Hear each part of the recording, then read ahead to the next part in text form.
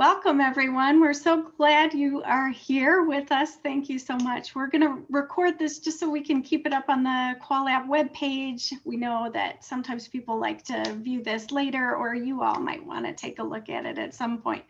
And we are very excited to have Dr. Leslie Moore and Dr. Jackie Goodway, who are both fantastic scholars, and Bakari will give a formal introduction of them in a second.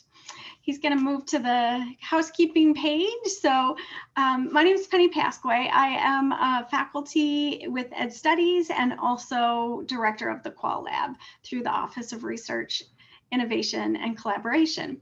So right now we're asking just microphones and off, videos can be on or off. Either one is just fine. This is a smaller group. We kind of like it when we're all able to sit around a table in the QualLab together, but since COVID, it's virtual. So it is meant to be a little more intimate and to get your questions asked and answered. So always feel free to jump in or at the end share, and we can do questions and answers then. So closed captioning, let us know if you need that, and we'll set it up 10 days in advance of any events. And there is a list of our events. Let's move to the next slide about our outline. So I'm welcoming you right now, and then Bakari in a second will do the introductions. Then we'll have about a 10-15 minute presentation from our fantastic faculty, and then move into the question and answer. So again, feel free to just share your questions, or if you do put them in the chat as we go, Bakari can also monitor that and feed the questions at the end as well. So we're always happy to do that as well. We'll wrap up and share a little bit about next steps in our next events that are coming up. So that's where we're headed. So with that, I'm going to turn it over to Bakari, who will introduce our wonderful speakers. Thank you so much, Dr. Pasquay. So I'm going to begin by introducing Dr. Leslie Moore. Dr. Moore is an applied linguist and a linguistic anthropologist. Her research examines the social and cultural patterning of language and literacy development in communities whose members use multiple languages and participate in multiple schooling traditions. At UCLA, she earned a doctorate in applied linguistics and an MA in teaching English as a second language. In between graduate degrees, she was a visiting scholar in African languages and linguistics at Leiden University. After her graduate studies, she took a postdoctoral fellowship in the National Science Foundation Center for Informal Learning in Schools at UC Santa Cruz. Dr. Moore specializes in language socialization research, an ethnographic and interactional discourse analytic approach to the study of human development and learning. She has worked in Northern Cameroon since 1992 and has worked in the Somali community in Colombia since coming to OSU. Her research has been funded by the National Science Foundation, the Ford Foundation, the Spencer Foundation, and Fulbright. And Dr. Moore has recently completed her work as the principal investigator on an Ohio Humanities Council National Endowment for the Humanities major grant for K-12 education. She serves on the steering committee for the Buckeye Language Network, the executive committee for literacy studies at OSU, and the advisory board of OSU Center for African Studies. Her work has appeared in anthropological, linguistic, educational research, and interdisciplinary journals and in reference works, including Text and Talk, Social Analysis, Language Arts, Language and Communication, Studies in African Linguistics, the Handbook of Language Socialization, the Anthropology of Learning and Childhood, and Encyclopedia of Language and Education. Dr. Jackie Goodway received her PhD from Michigan State University. Her research agenda focuses on issues associated with the promotion of motor skill development and physical activity in young children who are at risk and or economically disadvantaged. To date, her work has shown that young children who are disadvantaged demonstrate substantial delays in fundamental motor skill development, and the communities in which they live have significant barriers to timely motor development and physical activity. She has implemented numerous motor skill interventions, demonstrating significant improvements in fundamental motor skill development for the children involved, as well as improvements in psychosocial factors associated with physical activity. Dr. Goodway has also found that contextual variables, such as family demographics, type and number of risk factors, and community and culture factors influence motor development. She has published two book chapters, 25 plus articles, 50 research abstracts, and has made over 100 presentations. Please help me welcome Dr. Jackie Goodway and Dr. Leslie Moore to our QualLab talk. Dr. Moore, I believe you could begin by sharing your screen. Oh, screen share. I thought you had the slideshow. I've got it. You've got it. Okay. So thank you, Bakari, very much. And thank you, problem. Penny, for us being here. And I want to thank Jackie for being here because I brought her in. I had her in mind all along. And we actually, you know, she had to make this work scheduling wise, and Penny had to make it work scheduling wise. So she's like our special guest. One of the things that Jackie and I have in common is that we are both long-term IRB members. And Jackie, you stepped off last year? Might be 2 years now. 2 years. And I can speak from my experience as a newbie to the IRB that Jackie was a great role model of how to be on the IRB, and very warm, very honest, very practical, very efficient, very much down to here's what really matters when you are reviewing an IRB and when you're creating an IRB. And when I found out from her that she had done some training sessions regarding IRB for our students, I said, ooh, you know, one, she shared the slideshows with me, and two, I thought, oh, she can do it with me as her lovely assistant. That would be fantastic. And really what we want to communicate about this session is that, yes, she's presenting these tips from the trenches, 10 tips for an IRB reviewer for the, you know, from an IRB reviewer for the successful IRB application, is to, you know, frame IRB applications in a couple of key ways. One, you are writing for the reviewer audience. They need to understand you. And I can't tell you how many applications I've read where clearly the writer does not understand that. And that's not shocking they don't understand, because this is a non-intuitive process, right? But our goal is to help to demystify the process. Number one thing is you got to realize you're writing for somebody else who does not know about you or your research. And this somebody else has a set of main concerns. And I joke about this, but I'll say it again. Our main concern is not to know how much you know about Vygotsky. It isn't. It really isn't. Our main concern is what you're doing, and is it ethical, and is it treating human subjects in the way that we expect you to. So that's one framing, this sort of practical, how to understand the genre, shall I say, of the IRB application. The other is to really remember and focus on the fact that IRB applications are not just hoops. They are, in fact, an opportunity for you to think through your research and dissemination plans with ethics in mind, with ethics in the forefront. And what a reviewer does, as much as anything, is they help you notice when there's an ethical issue that you haven't recognized yourself. And it is not strange that you don't recognize all the ethical issues yourself, because it is a complex, dense set of issues. But I would, again, say to you, please, if you come out of this session with anything, it's you're writing for an audience, and that audience has a very particular concerns, which Jackie is going to lay out really, really well for you all. And to think that these concerns all are about ethical research conduct, and that is how this IRB system was built, and that's what it's intended for. And think about it as an opportunity for focusing up on these questions and these issues in ways that maybe you wouldn't on your own. And with that, I'm going to hand it off to Jackie. And Leslie, jump in. I will. We can tag team back and forth. Good afternoon, everybody. I'm delighted to be here. I served on the IRB for a decade, and just other responsibilities. I'm program chair right now and just couldn't manage the workload of the IRB.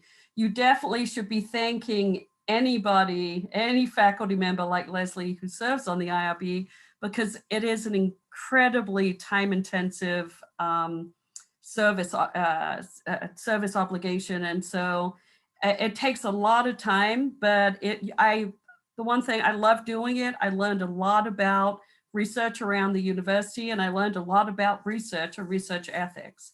So as we go through, Leslie and I were thinking we would kind of do a couple of slides And then we would take a pause and see if there's any questions or discussion around those slides. And then we'll do a couple more slides. There's only, I think, like 10 slides altogether.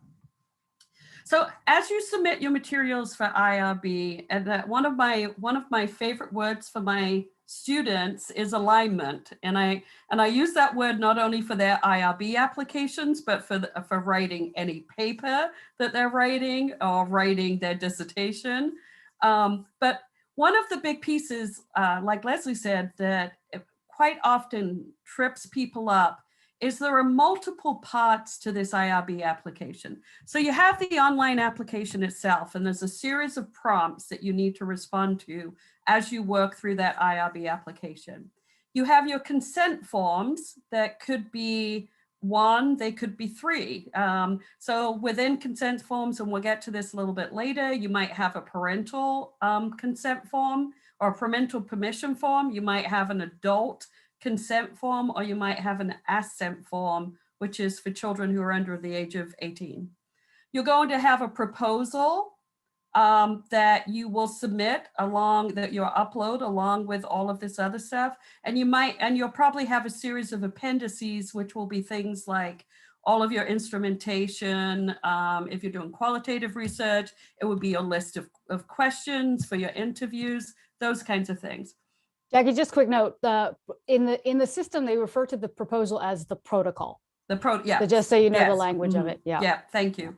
And so as an IRB reviewer, when we start looking at all these pieces, we start lining them up. And one of the biggest, I will say, as much as 70% of the proposals that I reviewed over the years did not line up, did not align. So in one place you say, I've got 100 children and 4 teachers, but then I go to your proposal and all of a sudden there are 8 teachers and 200 children. So just make sure that as you begin to upload stuff, that your method section that's in your online application is what you're saying in your protocol, which also matches your consent form and those kinds of things. So real common errors here would be like number of participants. We see big, when we're dealing with an intervention, so like say a teaching, a reading program, a language program, motor skill intervention like I do, we see lots of differences in descriptions of dose of the intervention. So we want to know things like time, how much time you're spending, frequency, how often, what's the total length of it, who gets what instrument and what procedure. I would say this last one on the bottom is a really, is an area where we see lots and lots of errors, where in one spot, it looks like a child's getting these 3 instruments, but in the consent form, you only mentioned 2, and then in the proposal, there's 5. So alignment is one of those, one of the big words I use for IRB. Leslie, anything else? I mean, amen. This is a huge issue, and we've talked about in the IRB with ORP, the Office of Responsible Research Practices, is one of the issues of how the application is structured in a literal sense. It actually acts against alignment in some ways, and so we are sympathetic to that. One of the things that I have been working with ORP about and is creating checklists. So essentially what Jackie just gave you was a 3 bullet points of common errors, but identifying common errors and then having a checklist to make sure people just go back throughout the entire thing and check certain things, because it is multi-part. And one of the things that we have to acknowledge is the complexity of the research that many of our faculty, staff, and students do. Extremely complex, mixed methods, research teams, multiple participant types. So it is not like you've set up an online survey that all your psych students are going to take, right? I love reviewing those. Because they're so easy. But the work that you all do, I love reviewing because I think it's so important and so rich. I'm not trying to diss the psych people, okay? But the point remains that we do in general do very complex research. And so it makes these issues of alignment even bigger for us than maybe several other fields. Yep, absolutely. So the second piece is around the methods. And this is where it gets to be quite complex for us in the area of education, because what we're trying to figure out, what Leslie and I are trying to figure out as reviewers is, if we're talking, let's say we're talking about a reading intervention in a school. Reading is going on in that school classroom, regardless of whether we're doing research or not. So the pieces that we're trying to figure out is what's happening in the classroom as normal practice. And then what are you asking that teacher and those children to do that would be different from their normal practice? And a lot of times, once we get teachers to buy in to our research and maybe to our interventions, those do become part of normal practice for the classroom. So I think the research methods is the piece I go to first of all, and I try and go through and figure out what's going on, like who's getting what. So like, what are regular school activities? What are we bringing that would be different than before we showed up? A lot of times our intervention studies, for example, are very complex, and there's multiple phases to them. So one of the phases might be, for example, you go in, you train the teacher on this new approach to doing something, and then you want to check if the teacher can actually do that. And then the teacher starts doing that in their classroom, and you capture data. You might pre-test, and then you capture data as they're delivering a program, and then you capture data at the end. What I would suggest to you that's really helpful for us is to break that down into phases. And, teacher training phase, and then describe it. Pre-test, I'm going to do all of these measures. And then delivery of the intervention, I'm going to do all of this is what's going on with the intervention. Post-test, I'm going to do all of these kinds of things. As you get more complex, breaking it out into phases, into different components, really helps the reviewer understand it. Make it easy to understand. Don't, like I will say, most of the time I read these things, and I'm sure Leslie does too, at 10 or 11 o'clock at night, because it's like, you've got it, the days are crazy, and so you're sitting there, and so huge blocks of text are rough. I much prefer it when there's a heading and some bullets or some short paragraphs, underlining things that are really important, and then being very precise about what are you doing, how many times are you doing it, when are you doing it, where is it taking place, and who's getting it and who's giving it. So even in a qualitative study where you might be doing focus groups, like where is that focus group taking place? How many times are you going to do that focus group? Who's actually asking the questions? Who's responding in that focus group? How long is that focus group going? Is it a very precise set of questions, or is it much more interactive? So really helping us understand the methods is a critical piece to this, because if you don't have all the literature, I mean, most of the time we read this stuff, we don't even know, it's not our area. We don't necessarily know if you have all the literature. We don't really care about that. They ask you to give the literature. This is the piece that we're completely focused on, understanding what you're doing and whether what you're doing is ethical and follows federal guidelines for IRB. Leslie, jump in. Well, I love bullets. I say to my students all the time, fear not the bullets list, Yes. right? And one of the things I think that has been clear to me in many of my reviews is, again, coming back to this complexity issue, if you are doing, Jackie's already indexed certain kinds of complexities of being in the classroom, and what's regular practice, what's happening because you're there. When you're doing action research, participatory action research, I've had many applications where people have, even though I know a lot about that kind of research, I have difficulty parsing out what's happening. And so there actually does need to be a lot of upfront work by the PIs and the co-Is, that they have explained the project in a way that is intelligible to someone who is not, one, already familiar with that particular research methodology, and two, not familiar with their project. Mm-hmm. And so one of the things that we often,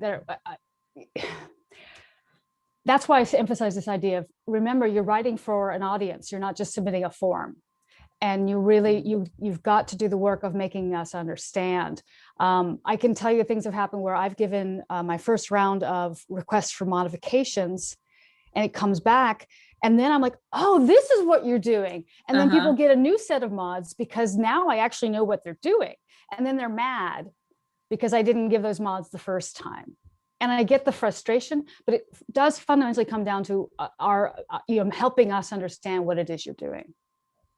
And avoid a lot of technical language to the extent that you can.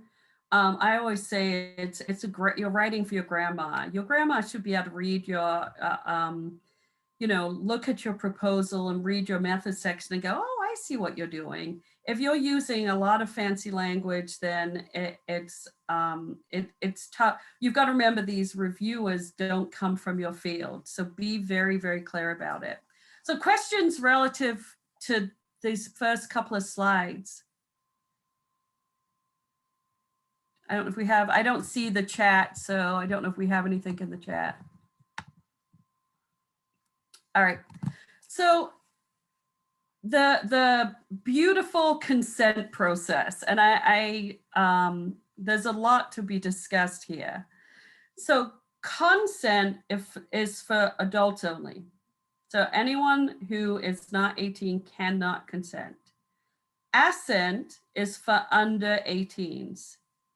And then any child who you want to have in your study has to have parental permission for the child to consent, or for they consent to their child participating. So from an assent standpoint, I work with 3, 4, and 5-year-olds. The IRB would probably not make me assent these kids. Generally, they generally like to see assents starting around 3rd grade. But I ethically believe that children, we should treat all children with respect. And so I use a very simple assent process. So the kinds of work I do, kids come into the gym, they're going to go through a motor skill test. But as far as the kids are concerned, it's like playing in the gym with bats and balls. We videotape them, so we're making a movie.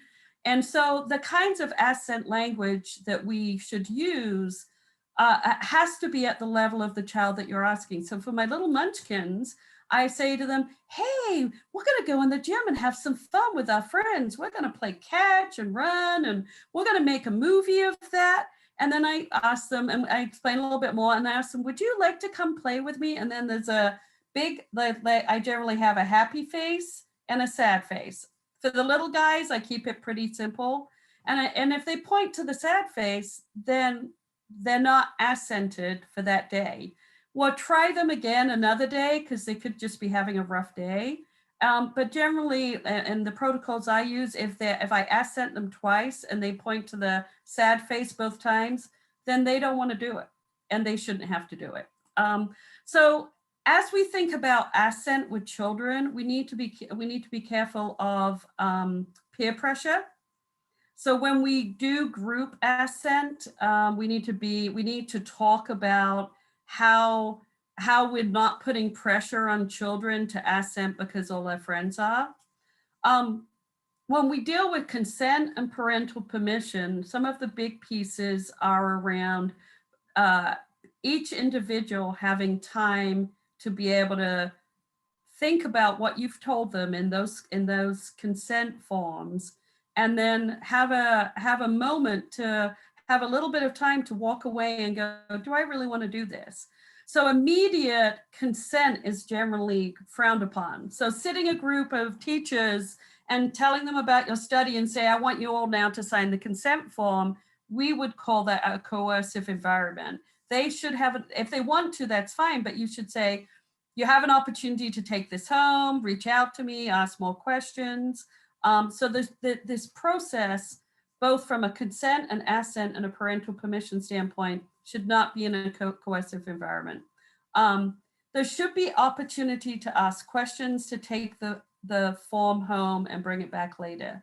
In terms of asking questions, they can only ask questions of the study team. And so you get into some issues here, and I think I might have it a little bit later, but where if you're working with a teacher who is part of your study, a parent, and they're not on your study team, they're not on your IRB, they haven't done the city training, they don't have the ECOI, they cannot ask questions about your study.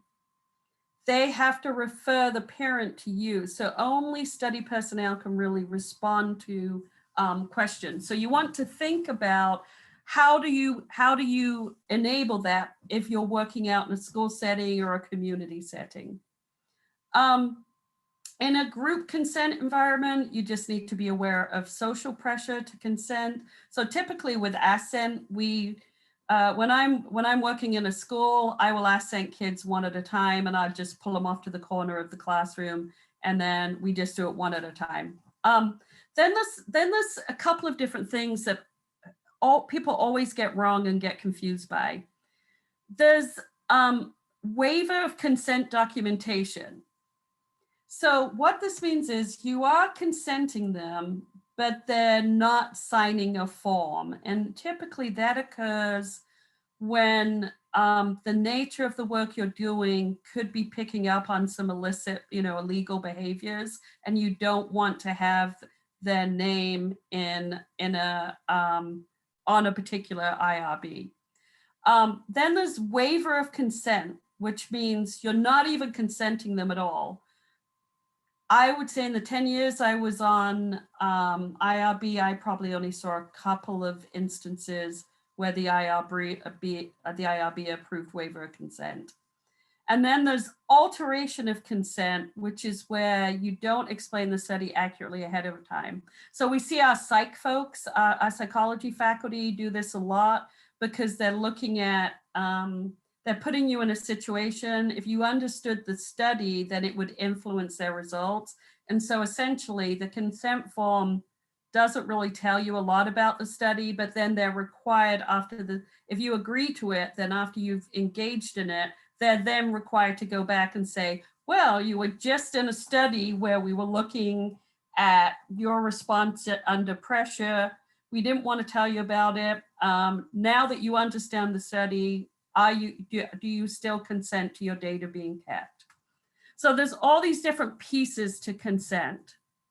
So you want to jump in on that? Yeah, alteration of consent is one of the ones that, waiver of consent documentation is interesting to me as someone who works often with immigrant community, and we have issues around documentation, legal status, and so it's one of the things where we often do seek a waiver of consent documentation is for children and families who may be concerned about being at risk for deportation. These are very serious matters, and we're in a really difficult situation at OSU because the federal rules for how you determine whether someone can waive consent documentation, they run into something with our Columbus City Schools policies for what they require signatures for, and they require signatures for things like photos and video.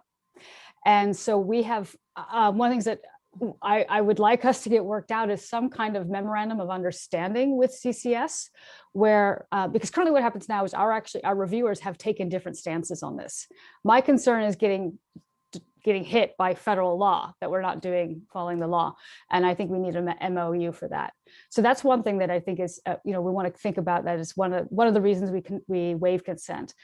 Essentially, it's these ideas of there's research that we do where the only thing linking the participant to the research is the consent documentation, and that puts them at risk in some way. Mm-hmm.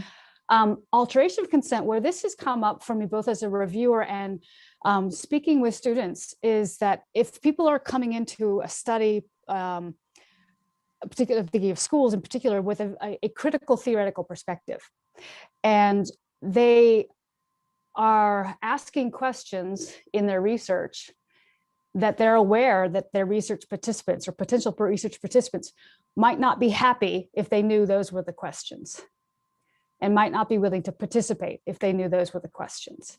And it's a very difficult thing because we allow deception in very few cases. And so it is a complex matter because I do believe that the critical work needs done.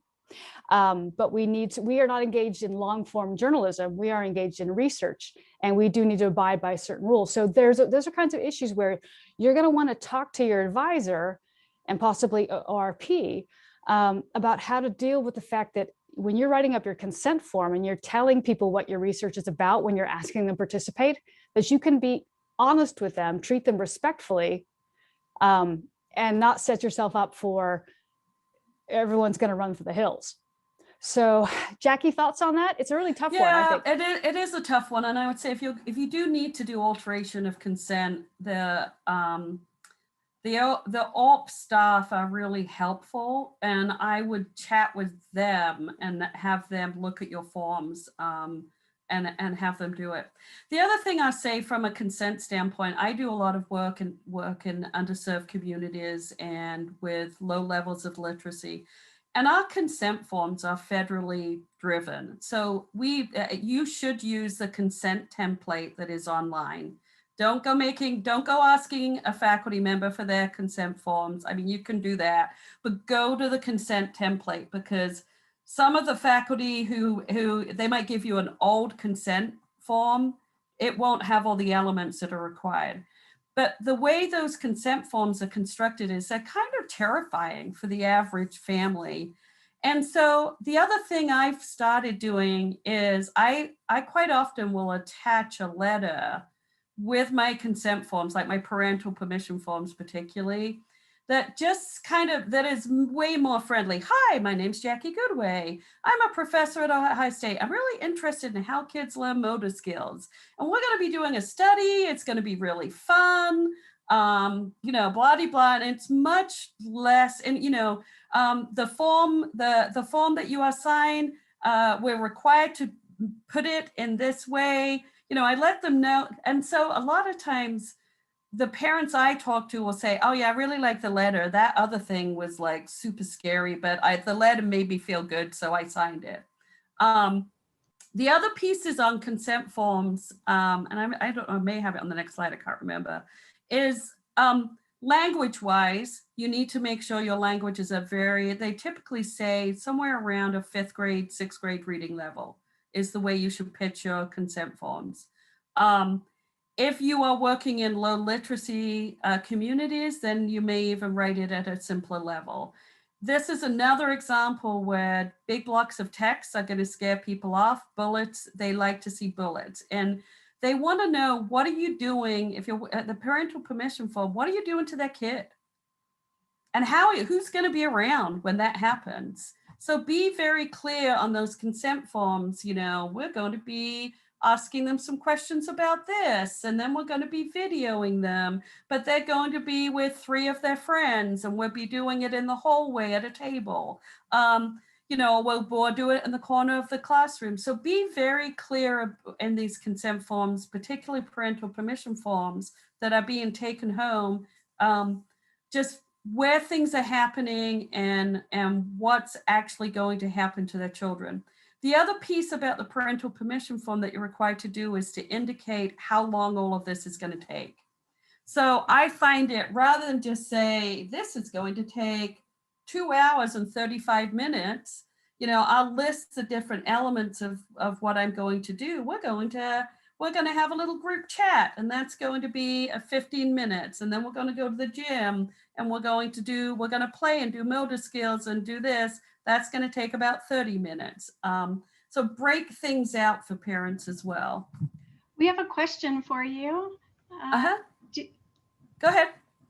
Hi, Dr. Wen, Dr. Goodway. I'm actually working on a project. Like my participants gonna be a group of high school students. So some of them are under 18 and some of them are above 18. So I'm kind of like struggling with the consent process. Like, does that mean like I have to have parent consent forms, participant consent forms, Yes. and assent? And what if like Yes. someone turning into 18 during the study Ding, process? ding, ding. Yes. So check all of the above. So for your under 18s, you have to have a parental permission form. And then if those under 18s are going to turn 18, at the point that they turn 18, you then have to consent them as well. So they might start the study as a 17-year-old, and there needs to be a parental permission form and an assent form for them. But as they turn 18 in the middle of the study, you then have to consent them and they have to sign the adult consent form. And then like for any of the kids that will stay under 18, then all you need from them is the parental permission and the assent form. And that working in that high school age group is like, particularly if you're a junior, seniors, and you've got kids who are turning 18, you've got to make sure you stay on top of that. So get kids' birthdays and figure, like date of birth, and figure out, you just need a list. And I like with my study team, we kind of set reminders in our calendar. Oh, Susie's turning 18 today. And so we just make sure that we go in, and at the point she turns 18, she can sign the adult form. Thank you. Thank you. You're welcome. So like I said, use the online templates. It has all of the elements in it. I always add the friendly cover letter. Those templates are just super scary and they're quite intimidating for a lot of people. Use non-technical language. So this, I will say the one thing I was very sensitive to as a reviewer is I would read these consent forms written by some faculty member, highly theoretical, like scientists, and they kept on writing in their scientific way as they went to the consent forms. Like Leslie said, you gotta, for each of these pieces, you gotta think about who you're writing for. So now I'm writing a parental permission form. I need to take off my scientist hat and I need to think about, what if I were reading this for my kid? How would I feel? And just make sure that you keep it very simple. It's bulleted, it's easy to understand, it's easy to navigate. Parents sorry, related to that, Jackie, it's probably a good idea, unless you write your proposals in really beautifully clear language, which very few scholars do, sadly enough. You probably should not copy and paste from your proposal into your consent form.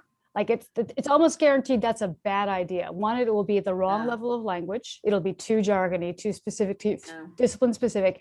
And two, people always make this error of writing the consent form in a way that it doesn't actually address the reader. Yeah. It doesn't say you or your child. Yeah. And that's really important. Yeah, exactly. So all your consent forms, like your parental permission, should say your child, or the assent form should say you, and they should be.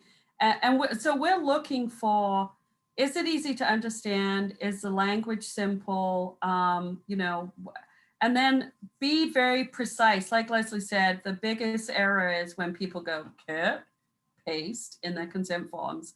I routinely would send back consent forms and say they're unacceptable, rewrite them. So be clear about with either with the procedures, like what are you asking me to do? How many times? Where's it taking place? What's happening? How long is it going to take? And again, here's where you will differentiate between typical practice and what's going on with research. A lot of times when we work in the classroom, particularly, a teacher will take on a new protocol, say a new reading, approach to reading, or a new motor skills. And so those kids who don't get consented, they're going to do those activities anyway. What you've worked with the teacher on will become normal practice. You want to put that into your consent form. So, and you also want to put that into your protocol. So what happens, say it's a reading intervention, what happens to those kids whose parents don't sign the consent form? Be very, very clear about that. The other piece is videotaping. Like a lot of times we videotape. So qualitative researchers a lot of times videotape. It's a great way to pull your field notes. So you have to be very clear in those consent forms. What happens to those tapes afterwards? Who sees them? How, at the end of the study, do I destroy them? Now, for me in the motor skill world, we're really interested in movement, and the best way to see movement is see a video of it. And so I typically will have 3 boxes at the end of my consent form. The first box is, I agree to my kid being in this study. The second box says, I would like to use these videotapes in training teachers in my role as a faculty member in the university. So like sharing these videotapes with my undergrad students who I'm preparing to be teachers. So there's a box that, and so that I have some language that gives me permission to keep these tapes and use them in my university duties as an educator. And then the third box checks that says, I would like to use these tapes and show them at a professional conference as part of a scientific presentation. And so I quite often I will separate those 3 things out. I see some people make some rookie errors, and I generally will don't require it, but suggest that they do it, where they wrap everything into one. And they say, I want to, when you consent to this form, you consent to your child participating in the study, being videotaped, and me keeping all the videos at the end. I quite often will find parents who go, yeah, my kid can be in the study, but I don't want you to keep videos of them at the end. I want you to destroy them. If I wrapped it all in one, I would have lost that kid from my study, where in fact the parent was happy for them to do the study. They just don't want those videos hanging around over time. The way I wrote things, I will say most of my parents were happy to consent to all pieces of that. Leslie, I don't know how you do things in terms of your consent form. Just replying to somebody's text about the issue of having a lot of consented kids in the class, but not all. And then how do you deal with that in terms of video, which is another thing. Videotaping, I think the multi-checkbox is a good one. I think it's very important, as Jackie was just articulating, without underlining, she was articulating this, is that when you are in your consent forms with parents or parental permission forms, you actually make intelligible for them what it means, what you're going to do with the tapes. I see a lot of people saying these video recordings will only be used for academic purposes. Yeah. And it's like, well, does that mean you're going to analyze the data? Does it mean you're going to present video in conferences? Does it mean you're going to put frame grabs in your publications? Does it mean you're going to put on a website for your department or your research lab? Like, and I don't know if people are aligning. I think most cases people are being elliptical unintentionally. I think that I have seen cases where I think people are quite intentional. They don't want the parents to know what they mean. And this is an ethical issue. Yeah. A major one. And I think a lot of scholars struggle with it because video has become such a big deal in so much research, and people want to be able to show the video. They want to have the frame grabs embedded in their transcripts. They want, and they are wanting to do whatever they can to make it possible to do that. And sometimes they walk the line really close in terms of sharing, getting actual like meaningful consent from participants. Informed consent means meaningful consent, meaning they know what you're asking of them. And a big part of what you're asking from Jackie is stressed the whole process. What's happening? What are they doing? How long does it take? There's also this whole thing of what happens with the data you have collected from them. Yeah. Huge, huge, huge, huge. hopefully in our next ORIC newsletter, or I guess Kim Lytle puts it out, we're going to have a bit from IRB about issues around identifiable data and video as identifiable data. People tend to think about identifiable data is like your name, your social security. Well, your face is identifiable. And yeah, a lot of people make that error in their applications. There's a box you're supposed to check that says identifiable data, and you need to check it with video. In terms of videoing the classroom and with kids who are not consented, you're going to have to be very creative about the way you position your camera, and having particular kids in one area where you're not picking up on kids. But I will tell you that no matter how good you are at that, it will go wrong on at least one session. So for example, I video in the gym, some kids, I've got a group of kids who weren't consented who are working in this corner of the gym, video's not aimed there, but a ball rolls out of their hands and they go chasing it, and all of a sudden they come running across my camera. So you can deal with that with video where you can black them out. But again, you would, a lot of times the reviewers will say, well, yeah, I like your plan, but it's probably going to fail at some point. So what are you going to do when it fails? Are you going to destroy that video? Or are you going, how are you going to manage those kinds of things? What time do we have till, like noon? Is it a 1? Okay, so child assent, I think we've really talked about this. Always get this right. You don't assent a child first. You have to get parental permission before you assent a child. Make sure it's in language that the child can understand. They either sign it if they're old enough, or they might point to a smiley face or a sad face like I do, and then I just circle it. Be aware of coercion in a group environment. And most of the time, upper elementary, we would expect you to begin to assent children, but I personally do it with, I think you can do it as young as, sort of 3-4 years of age. So the other piece we've talked about, engaged or not. And so this becomes a huge issue, particularly in school-based work, but even any community-based work as well. So anyone who's on your study team has to go through city training, has to fill out the ECOI. They actually have to do that responsible research practice. So anyone on the study team can be engaged, can answer questions, can recruit people, can hand out consent forms, collect assent forms, and sign off.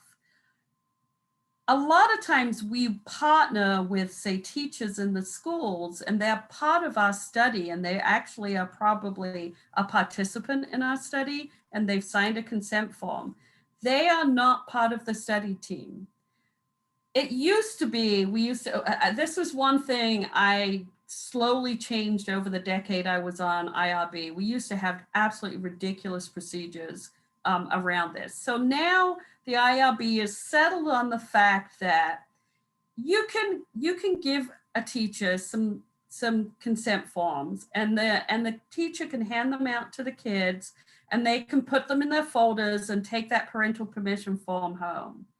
They can actually gather them back and stick them in an envelope that as you circle around and pick them up, that would be fine. So they're just a conduit in managing paper flow. They can help you manage paper flow, but that's as far as it goes. They can't recruit kids, so they should not be saying things like, oh, you should do this study. It's really cool. We're going to have a lot of fun when we do this study. And if you do the study, you get a pencil. They have that would be seen as recruiting. They can't recruit. They are not part of your study team. They can't answer questions about things. So you have to talk, if you're going to involve community or community folks or teachers who are not on your study team, you have to say what they're going to do for you, and you have to talk about how you're going to manage that whole situation. How how are you going to deal with questions? You know, if a parent picks up a kid from the classroom and says, Mrs. Smith, can you tell me about this study? Mrs. Smith is going to, should be able to say, no, I can't tell you about this study, but here's this person's number, or here's this person's email, or the email and number are on the form. Please reach out to them. They'd be happy to talk to you. So that's where people begin to get into trouble when we see non-engaged people who are not on your study team beginning to get involved in the actual research process. It's rarely deliberate. It's typically very enthusiastic, kind, supportive teachers and community members who love you and want to help you, and then they end up doing something that they shouldn't do. Leslie, jump in. That's a big one. And it is, and I know for lots of people, it's real frustrating because exactly as you said, Jackie, you've got folks who are supportive of the work you're doing, and they can play a key role in recruitment. But the rules are that there are rules for engagement about this. So and I've seen a lot of event reports related to this issue.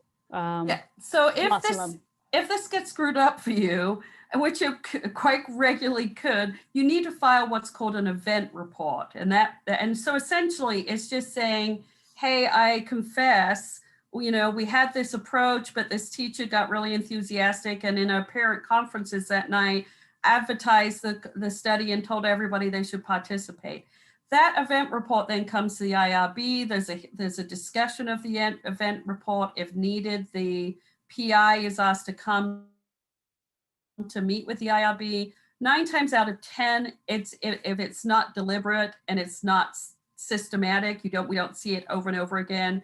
The IRB just, you know, sort of sign off on it and talk to you a little bit about managing that a little bit better next time. So videoing, I think we've already gone through all of this. You need to have video. It's an identifier, so it's not de-identified information. And I think I've already talked about the boxes. Jackie, one question that came up in the chat was about, so what happens if you're videoing and one of your one of your non-participants comes into the frame, right? And in my experience with IRB around this is, you know, this happens. We know this happens. You have to make a good faith effort to minimize that happening. And then when it does happen, you know, if you have those kinds of consents where people said you can present my video data, like you can't present that segment. Yes, exactly. And if the kid is, you know, you cannot use that kid's conduct while they're on camera as data. You cannot transcribe their talk. You cannot just, describe, map out their movements. So essentially they have to function as being invisible to you as a researcher. But we understand that even the best efforts, this happens. And, so yes, excellent question, by the way. Yeah, and it's always better where you acknowledge that in your protocol, saying, I know, this is our approach to trying to minimize that. But if this were to happen, here's how we would manage our data. This data would not be this video would not be presented publicly. We would black out the kid using technology and just sort of speak through how you would deal with it. And critically, it's not, they cannot be data sources for you. Those kids cannot be data sources for you. Correct. Yeah, absolutely. So I think we talked through that. Incentives. So a lot of times we use incentives. If you have a grant, those incentives can be, gift cards. They can be, with my little kids, we give them like my munchkins. If they bring home, if they bring their parental consent form back, they get a pencil or they get one of those little rubber wristbands with something fun on it. The things we're looking at for incentives are they can't be coercive, and coercive is population specific. So if you're working in a lower income neighborhood and you're going to give every kid a $300 gift card, that would be considered coercive. If you were working with a group of cancer doctors and you wanted them to fill out a form and you were going to give them a $300 gift card, that would be considered fairly basic practice. So understand that the incentives are very much based on the population specific. You also need to, from an incentive standpoint, you need to talk about the different phases of your study. So the pieces that a lot of people get wrong is they say, okay, I'm going to give kids, they're going to get a $50 gift card at the completion of the study. But our question then is, well, what if they just do the pre-test and they start the intervention and they don't post-test?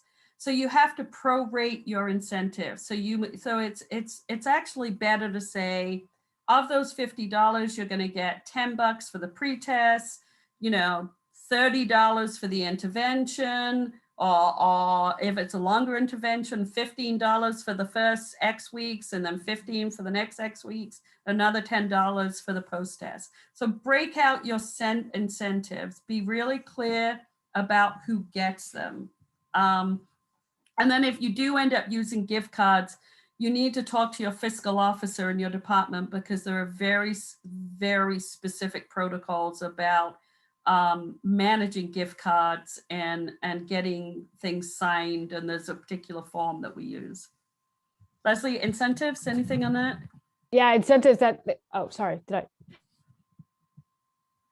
Nope, you're on mute. Sorry. Can you hear me now?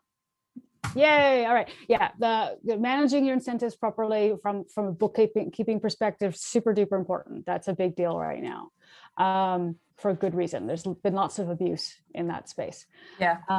And the issue of incentive being the prorating, the scheduling of the incentives. I've seen applications where people have tried to say, well, if I give them money along the way, they won't participate. And I'm like, well, then you have to give me a really good argument for why it's absolutely critical that they participate through various stages, for that to be a justifiable incentive schedule.